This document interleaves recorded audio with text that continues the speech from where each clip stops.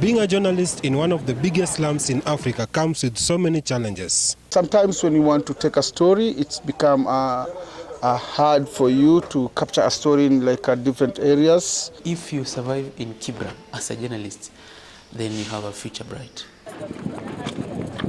A section of the community has come to believe that anyone documenting them aims at selling their pictures and videos to make money. If I'm doing an interview, people are willing to easily work with me. If I'm looking for a story and I ask someone from the community to recommend me to someone, they do it.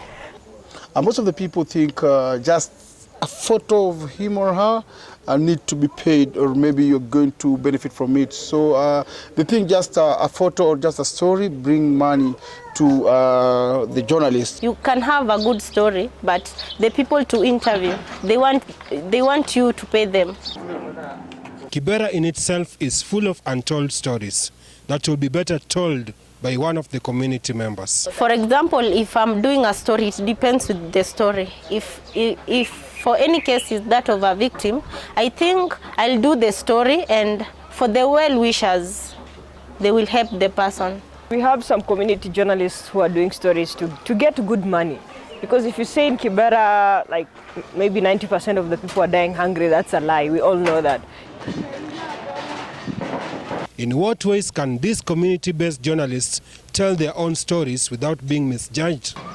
It's also like there's a language barrier. So sometimes maybe you're working for a foreign media, and they just want people to speak English 24/7. And you come to Kibera, even though people speak pretty good English, but it's compared to people who have English as their first language, that's not good. I was brought up in Kibera by my dad, so I understand Kibera more than any other community around Nairobi or in Kenya.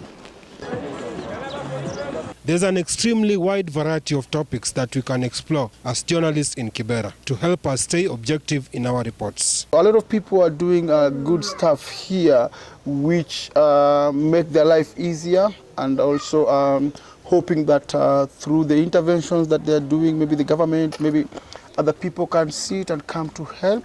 Schools were opened and girls were not getting pads, so due to maybe supply, and I went to organizations that supplies pads, and they were telling me actually there was difficulties in getting the pads. There was a recent story I did on teenage pregnancies during COVID. And one thing I liked about it, even though it's a negative story and it's stereotypical in a way, the girl that we met, she was 19. She's a top student in her class. And normally when you speak to girls and you're like, they say, oh, we don't want, I didn't actually want this to happen. There's a way they take it. But one thing, I was really inspired by the girl. She was very positive about it. Previously, it was hard for us.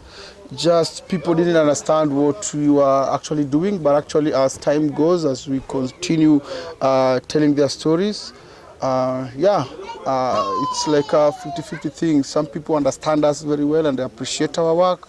Just be creative on how you come up with your content that may help your community. You see, use simple language and do not copy someone. For young journalists or kids in Kibera who want to become journalists in the future, I think one thing I'd say is be authentic and be yourself.